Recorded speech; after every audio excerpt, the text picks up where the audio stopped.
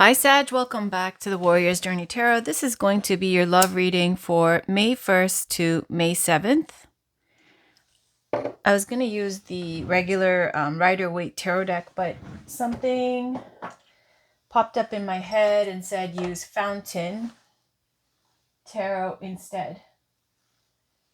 So it makes sense when I looked at my list of people to do that you were next. All right. Let's give it a good shuffle, and then I will pull some Love Oracle cards to clarify. This is for Sagittarius, please. Spirit guides, can we please get a reading for love and romance for Sagittarius, Sun, Moon, Rising, and Venus for their highest good? What do they need to know in their love lives for May 1st to May 7th? What does Sag need to know from May 1st to May 7th in love and romance? What does Sagittarius need to know? Thank you so much. Because, spirit guides do all the work. We just shuffle and the cards pop out. All right. Two of Swords and Knight of Wands. So there's a decision that you need to make. King of Wands, there you are, Sag.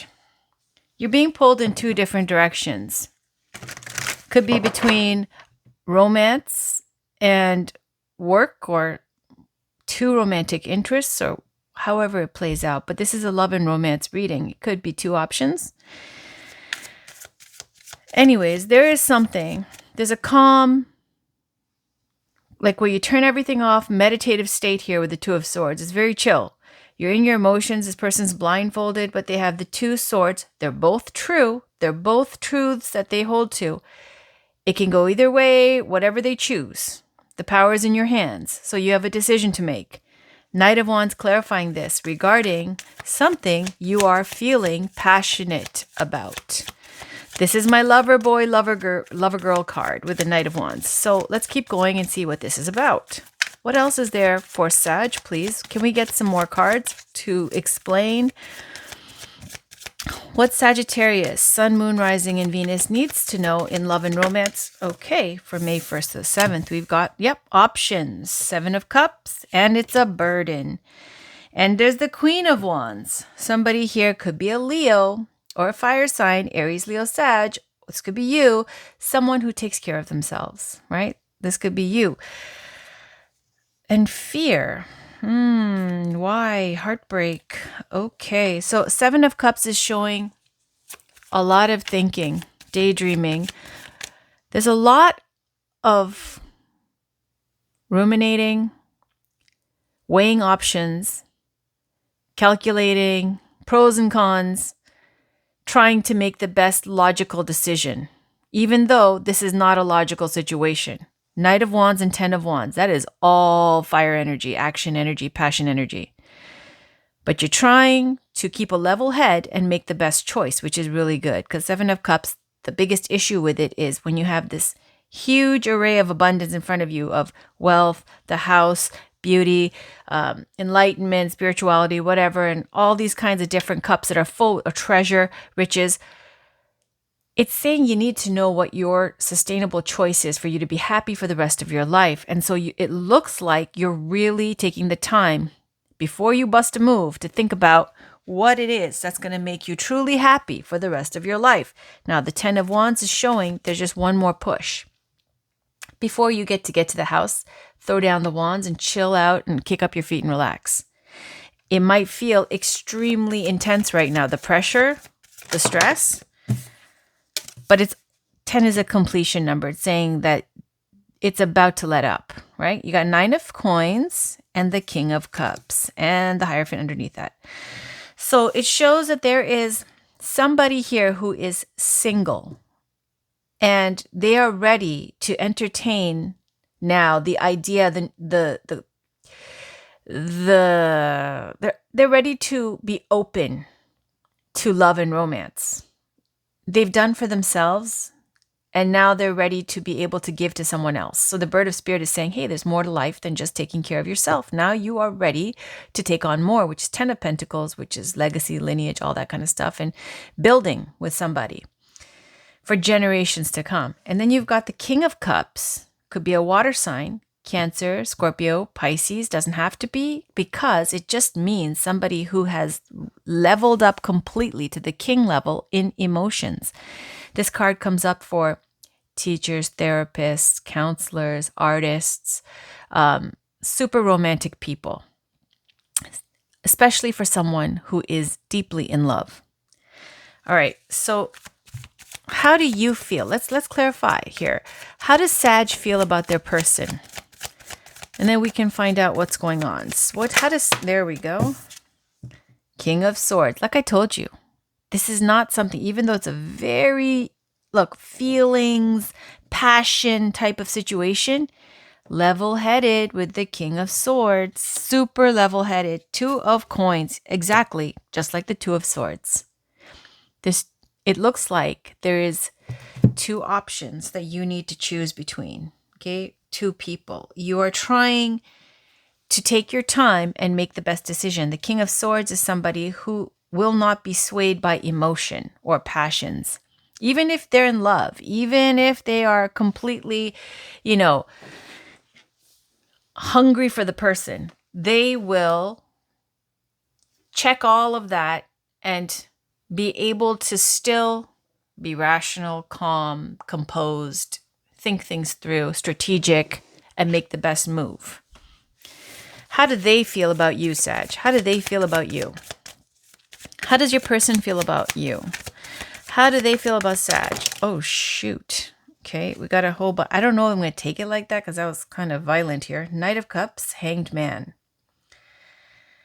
That you have romantic feelings, but you're stuck. Leaving a toxic situation. And then these two that came on top of the Two of Pentacles, which is Knight of Swords, Seven of Coins.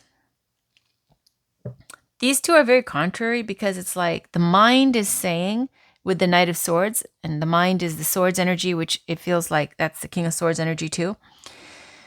It's saying that they want to pursue, okay, or they see you as somebody. This is somebody who wants to aggressively pursue the other person. Mentally, they're already there. They're going after it. They're already putting plans into motion. But in actual, what's happening, is the relationship moving forward? It's Seven of Coins. It's waiting. There's moves being made, right? Strategic plans that are being put into motion, but it will bear fruit later. It is not immediate gratification. On the bottom, there's Wheel of Fortune. So somebody possibly from your past coming back around that you've been thinking about quite a lot. And there's King of Wands. Could be, again, another fire sign, Aries, Leo, Sag. And this is a little bit of a shady energy with the Five of Swords. Is doing what you need to do to get ahead, basically. And that's the most positive way I can spin that. All right. Or lower polarity is disgrace, scandal, ruin, cheating, lying. All right, so what do we have for the outcome for these two? What's the outcome for these two? What is the outcome for Sagittarius in love and romance? What's the outcome? What is the outcome, please? What is the outcome? What is the outcome? What is the outcome? What is the outcome? What's the outcome, please? Is there an outcome for these two, or is this all up in the air? What is the outcome? What is the outcome? What is the outcome?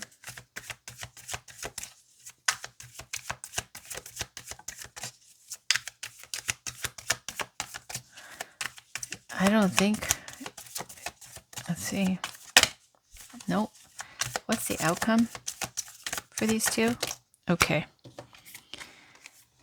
Break. A break. Oh, 10 of Cups. Yay. Okay. Ooh, this is marriage.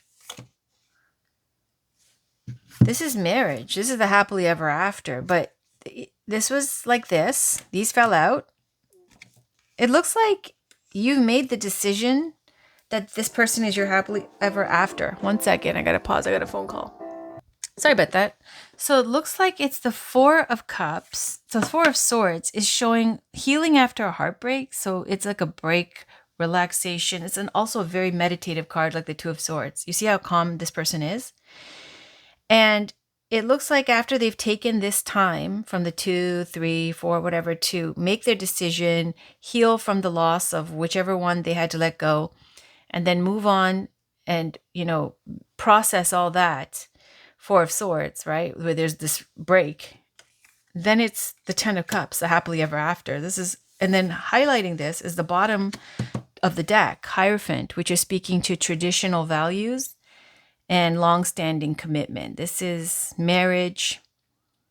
This is Taurus energy.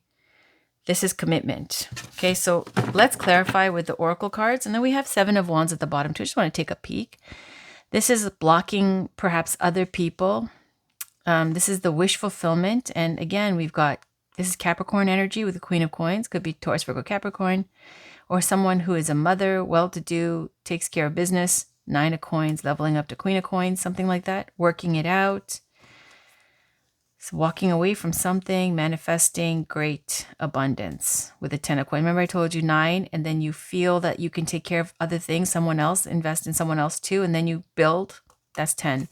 All right, so let's see what we get with the love decks.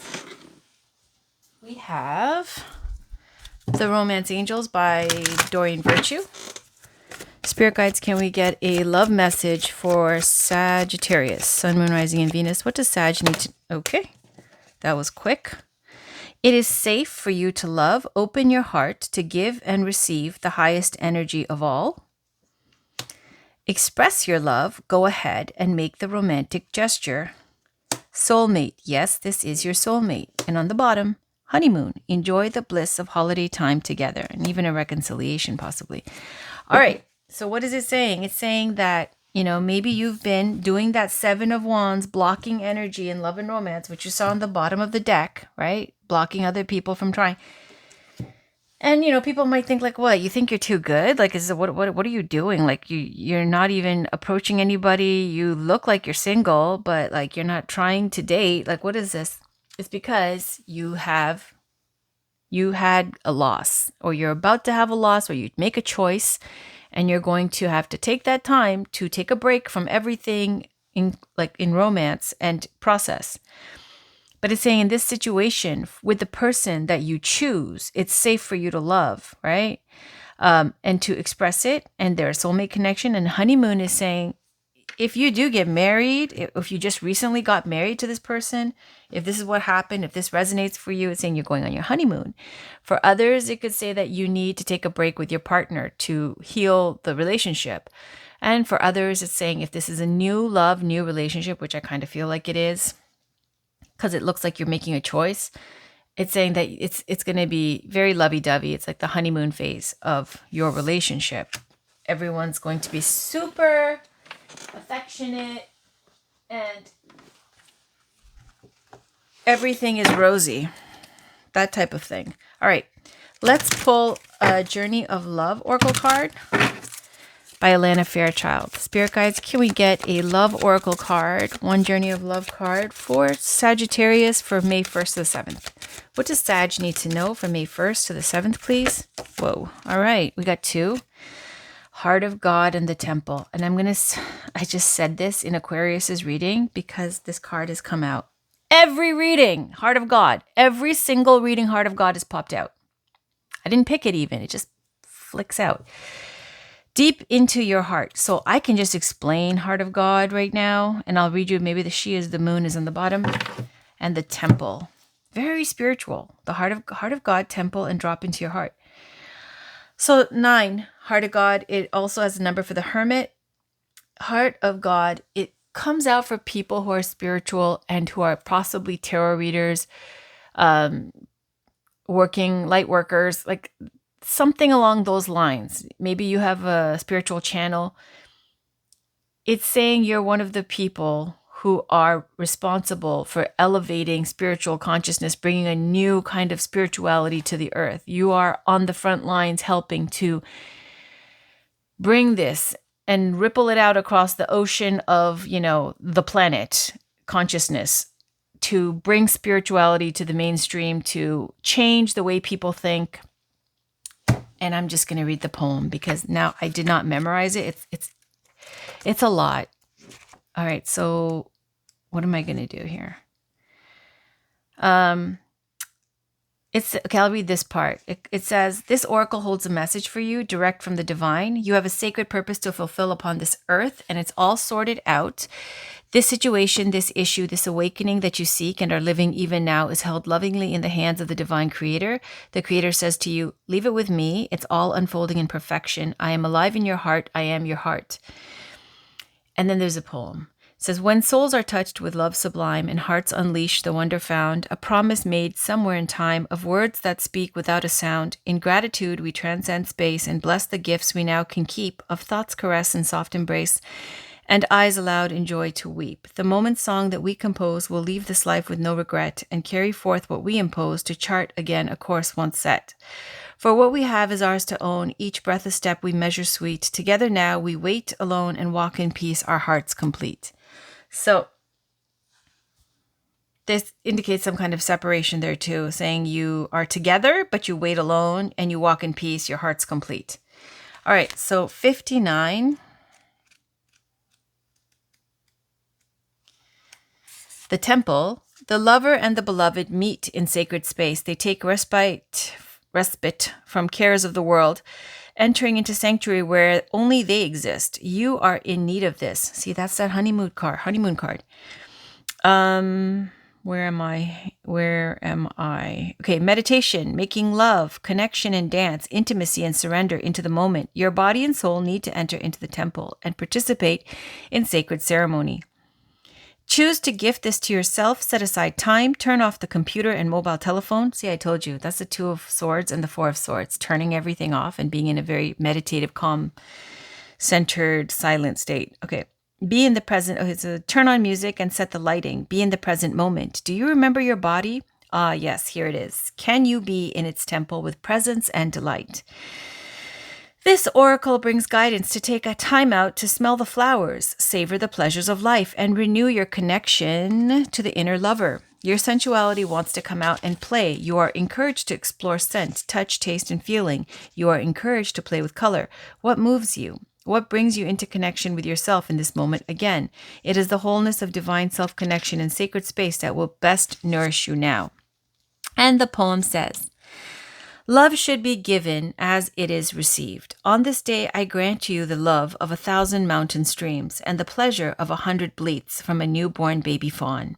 For I too cry for love, and like the fawn, I cry with the hunger of being alive. And on this day, I cry for the happiness of giving and the warmth of receiving and the softness of your gentle touch. It is moments like these when I smile for the someone who will always care. Okay. And then last card is 68, which is drop into your heart. And it says, there is a place of light within that no darkness can touch. It cannot be shamed. It can never be made impure. It is never lost or darkened or unavailable to us, though we may forget sometimes sitting in a darkened room and not realizing that we can stand up and walk into the light so close to us, just on the other side of the doorway to the heart. Whatever may arise, great joy, great sorrow, drop into your heart and offer it to the divine, gently bowing your forehead to your hands in prayer. Connect mind to heart. Let yourself have some peace. It wants you, you know. This oracle brings you an offering. The divine would like you to offer whatever is bringing your heart trouble, or of course, joy. The divine would like to receive this from you as a gift that it may return to you some special blessing. Place your hands at your heart and in genuine reflection, perhaps you may choose to offer your heart burden or light now. Either will be joyfully received by the divine and you shall be graced with a gift in return. And then the poem says, longing, the dance to move beyond the feeling that draws me forward to a place born within that calls my soul to feel complete. Okay, so I'm not going to explain those because it's just very straightforward and you can take it as it resonates for you. I would like to end this reading with one spirit deck, which I used the Kitsune Oracle lately. That didn't even shuffle at all. All right, last card for Sagittarius, please. Ooh, beneath the surface kept popping up. All right. What is the last message, please, for Sag for May 1st to the 7th? What do they need to know? Last message for Sagittarius, Sun, Moon, Rising, and Venus. What do they need to know in love and romance? What does Sag need? There we go. Immortality. And on the bottom, yeah, see, find a place to withdraw to. This is the same thing as the meditative energy of Two of Swords and Four of Swords. The find a place to withdraw to is saying that you are going through some heavy emotions right now, just like that water where she's standing in. And it's saying that before it makes you bitter and hardened because it's creeping up on you, this like, when do I get a break? And it's just one thing after another where you're just exhausted and you feel beat down and you need to replenish your energy. And it says you need to find some kind of sacred space, some secret place for yourself in nature that you can retreat to. And that will be the most healing thing for you, because before you turn bitter and it gets to become and manifest and escalate into a bigger problem, that you should remedy this now by going to nature. Again, a place where only you know, or an obscure place, somewhere private, somewhere where you can heal, that replenishes you, that makes you happy. So we got 22. Let's read that. Immortality. See, it just flipped to that. It just opened to that. It says, okay, I'll just read a little. Okay, I'll just read it. It just opened to it. They want me to say it, so I'll say it. There are times, okay, I'm taking my glasses off. There are times when we must retreat from the world as it seems to be, for we are more caught up in its oppressions and illusions than we know, and in time, we can lose that wilder part of our soul. The childlike part that draws nourishment from the natural world is overwhelmed at present, and if we do not attend to this inner wild one's needs, there will be a high price to pay. So when this card comes, know that the world in which we are tested again and again against harshness and endurance can only be borne by finding of its antidote, a hidden place where we can go and replenish the wild child within us, so they can come back to life in our everyday world once again. You will know of the need to do this when you have not felt happy, truly happy for some time, or when what we call work dominates the precious moments of your life. It is when our mood sours and curls up and a quiet hostility and shard of resentment have worked their bitter way into our souls. These are your signs that you need the blessings of retreat, of silence, of solitude, of safety and peace. There is too much in the world that you have felt you must endure.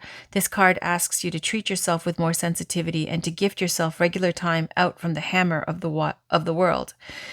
Whether this place is within through meditation or quiet contemplation, or outside, a place where you can go and be for a time without criticism, know that you are not too thin-skinned, you are not weak, you are a delicate being, and you must address the pain within through the finding of a safe space, which the Kitsune realms are full of, to bring the wild one, the strong one within, back to life so it can take its place at the center of your beautiful existence once again. Let the Kitsune guide you to a safe place. Do not neglect your own soul. Do not forsake your own precious self. You are a treasure, yes, even in all your fragility, and you are loved beyond your dreams. Okay, 22, immortality. You are lifetime's long seeker, and your soul has journeyed and traveled through skins and forms and elements time and again. In this lifetime, you are being offered the wisdom of all that has gone before in order to continue the healing journey of your own soul. You are surrounded by the energy of the peach blossom tree, a great old tree that grows deep within the Kitsune realms, and those who reach it are small compared to its mighty branches. You are now climbing the tree of immortality, and as you climb, your soul is refining itself, becoming more pure, more wise, shedding all that once held you back. The tree of the immortals whispers to you that you are one of its children, that you are immortal, and that you will return to its branches again and again in the lifetimes to come. The tree of immortality knows that you are growing strong, and it will offer to you now some of its vast wisdom so that you can climb further into the journey of the soul. Know that you are being offered time here in this lifetime to complete your soul's tasks, to be surrounded by beauty and joy, and to have aspirations for your physical form. You are asked to not attempt to force some kind of inhuman perfection on yourself. Instead, the tree of immortality asks you to embrace yourself and to love yourself with patience and kindness, for with this love there will come a flowering of the soul, and the joy and peace which you seek will come to you in the energy of love. For now, though, child of the peach flowers, sit a while in the branches of the tree of immortality, the tree that has seen infinite ages, infinite changes. Watch the fruits of the spirit grow. And know you are seen, accepted, and loved by this wise and sentient God of the forest of the Kitsune. All right, that was a lot of talking. That's your reading. I hope that resonated for you, Sag. Thank you for watching. Take care and bye for now.